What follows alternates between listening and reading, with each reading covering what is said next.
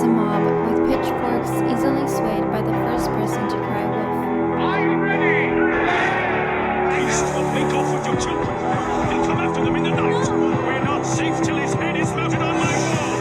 I say we kill the beast!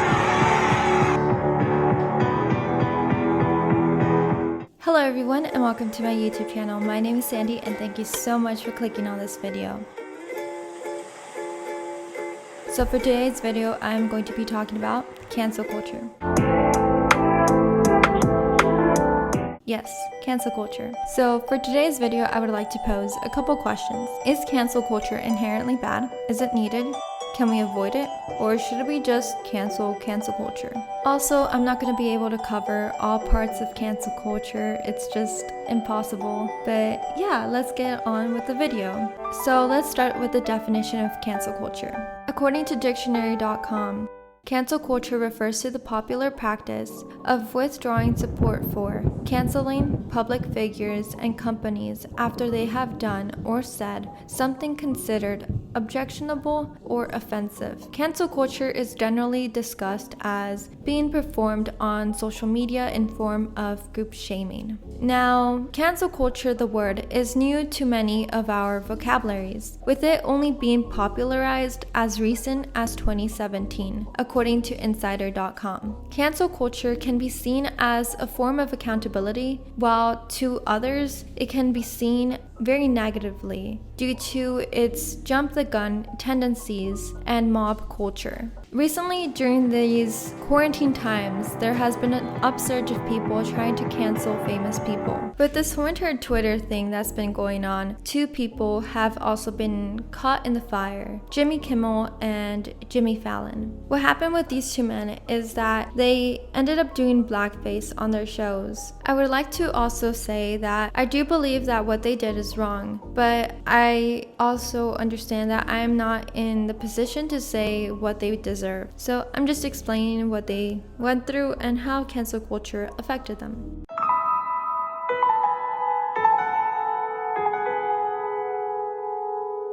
The thing is that with Jimmy Kimmel is that he ended up apologizing, yes, kind of, but the thing is that he continued with whatever he was doing at the time. For example, hosting the Emmys.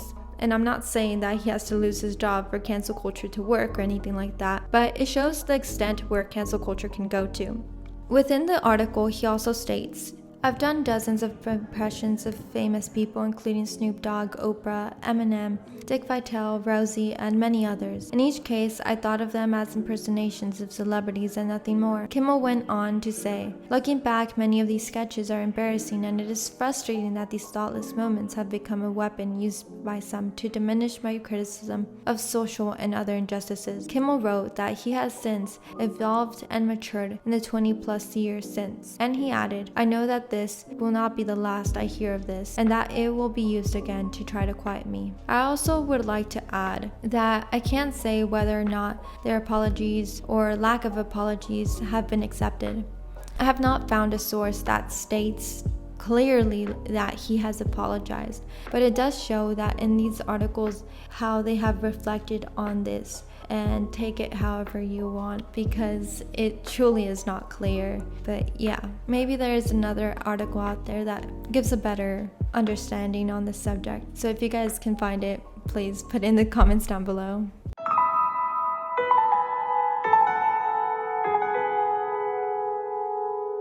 Jimmy Fallon. In this article, it says how he has reflected and how he has made a mistake. In essence, this is basically the same as in the article about Jimmy Kimmel. When looking back at media, it seems as if blackface were normalized. Like these actions were never seen as okay, but they were never reprimanded or brought attention to.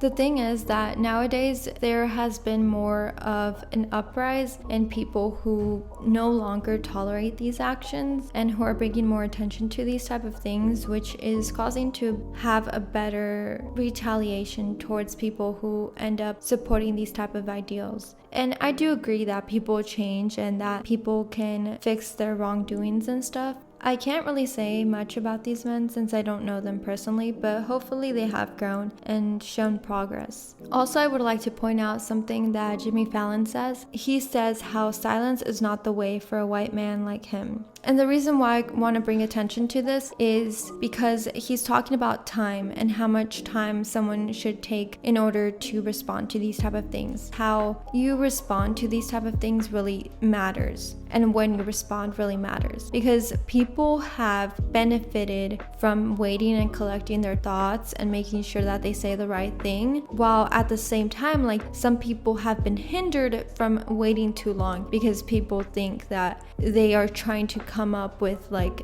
this plan to try to fool people or whatever.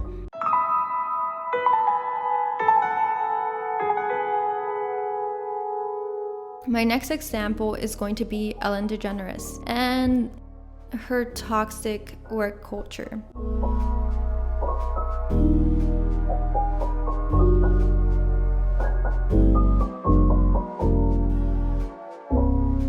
Now with Ellen DeGeneres, you have more smaller issues, such as how she treats her workers in terms of like smell, and how if someone smells bad, then she just sends them home. So she is very rude to many people, and there's also been issues with how she's called out certain audience members, and people have not been receiving that in the most positive light. Another thing is that Ellen DeGeneres also does not handle these situations well. In my opinion, she has worsened the situation, especially with her most recent episode. She has done what people shouldn't do in those situations. Now, basically, to tie this all together is that the way that Ellen DeGeneres has handled things in the past and how cancel culture has basically been going in her way shows basically a difference in how the magnitude of someone's good persona can have on the magnitude of how cancel culture can hit them, which is going to be further analyzed further in the video.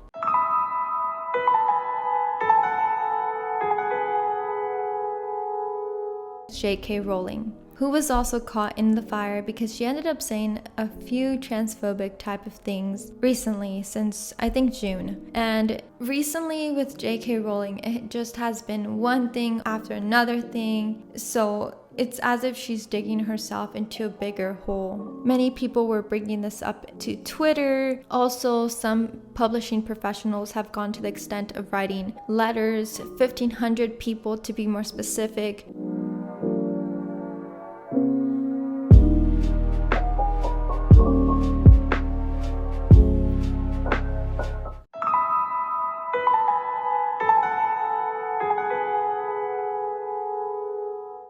So the next person we're going to analyze is the situation with Justin Bieber and the 2 sexual assault accusations that he received. This occurred during June, and basically he was accused of sexual assault. There was basically a divide between people who believed the girls and people who believed Justin Bieber. The thing with sexual assault is that it can be a very touchy subject, and in most cases the victims are not believed. But then at the same time, there have been people who have used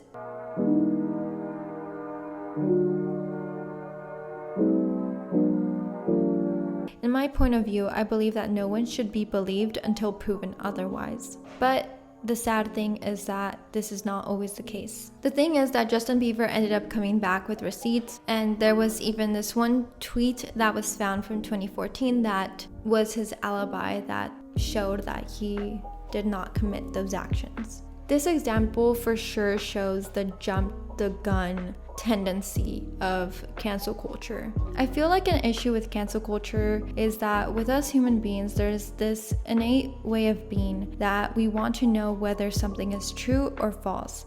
And sometimes certain matters are not easily proven true or false. Some things are more complicated than just an answer of one word, just like this case with Justin Bieber.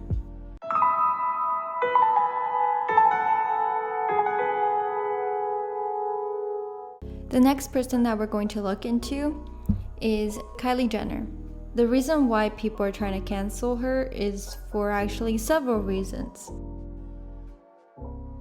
And one of them is she was refusing to pay those workers. This issue really was very present during this quarantine time. This is when it basically arose, and because of the financial issues that were happening, there were even people that were saying that we should stop buying her stuff and all these type of things. But a realization that we must have is that not everyone is going to. Just because some people quote unquote cancel her, it does not mean that other people would just stop buying her stuff. That's just not the case. Also, another thing is that Kylie Jenner has gone under some issues with people calling her a stealing colonizer, a culture vulture, blackfishing, as well as stealing clothing items from other people and passing it off as her own. With Kylie Jenner, it is not something where people are like, oh, this is a one-time offense.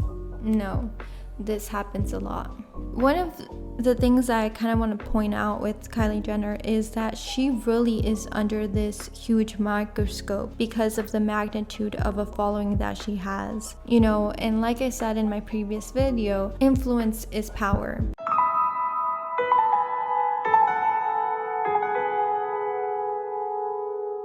With Jeffree Star, he is someone who literally has multiple offenses as well, but I'm talking about racism. He literally has a huge racist past and probably racist present. Don't know. I don't watch him. There's a lot with Jeffree Star, but you know what? I'm just gonna put a link to D'Angelo Wallace's video because he explains the whole entire Jeffree Star situation the best. Overall, with Jeffree Star, what I noticed is that people want to cancel him, just like with Kylie Jenner, but the thing is that they have done to no avail. Not saying that people should completely like deplatform someone. Everyone should have the right to have a platform, no matter how good or bad of a person they are. It's just that if you look at any video with like the issues or complications or whatever with the beauty community, there's a high chance that Jeffree Star is going to be involved in one way or another. And because of that, it shows how much power, if you think about it, Jeffree Star has had on YouTube. Cancel culture cannot really work if these people have a really big platform and if they have not done something that is literally something that can be punished by law. And I feel like even then people will still be fans of certain people. I mean, Ted Bundy was literally on murder trial and he still had his fans. Cancel culture can just somewhat hurt you sometimes. So it also shows that perspective, because while they may still have a platform, how rich you are or how much power you have at the current moment can also affect how you handle cancel culture.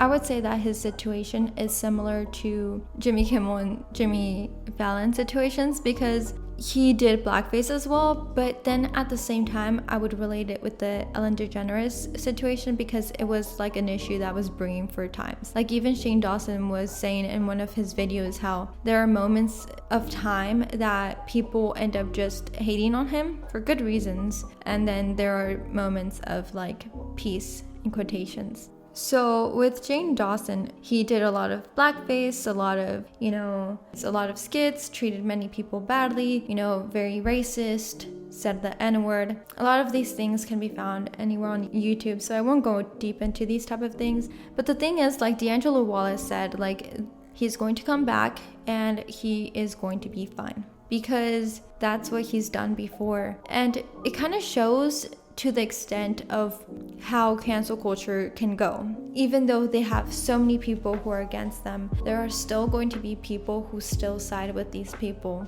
With Shane Dawson, he also recently painted himself as this really good person. And I feel like painting himself as a very good person, as like the father of YouTube or whatever he was called, really damaged him also when this whole entire situation happened, because once people were realizing what his old content was and all of this negative stuff that he put out in the world, this whole entire public image that he had set for himself completely shattered. And I feel like this is kind of like a parallel to what happened with Ellen DeGeneres.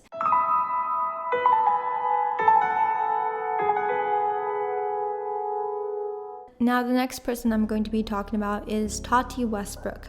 Now, with Tati Westbrook, she branded herself as a good person. It is similar to the Shane Dawson and Ellen DeGeneres situation, but not at the same time because she had never done anything bad. So I'm gonna give a brief info on this whole entire scandal, but probably a lot of you already know what happened.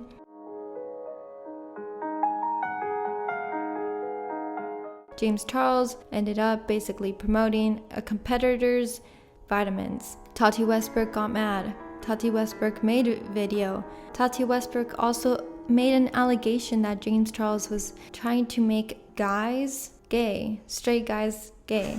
Huge impact. James Charles literally lost like over 2 mil or somewhere around 2 mil and within just a day. And then he posted a video of him crying. That did not do well. And then he ended up coming with an actual good apology with receipts and all of that. Ended up bouncing back, and this completely whole entire 360 shift, and he regained subscribers, and Tati Westbrook lost subscribers. The thing with all of this and with Tati Westbrook is that she basically included herself into this whole entire situation. Like, she didn't have to make the video, but she did. She herself sat in front of that camera. She ended up doing all of that, and then she went through the whole entire thought process of then publishing it. So yeah, she has a huge responsibility in this. So of course she has gotten such a big impact because of this scandal. Also, with this whole entire situation, it shows how the public can be easily swayed. I mean, easily swayed. How people completely went against James Charles within those matters of hours. It was crazy. And, like I said before, the public being easily swayed is a big issue. Because being easily swayed and having a bias or anything like that can lead to false allegations.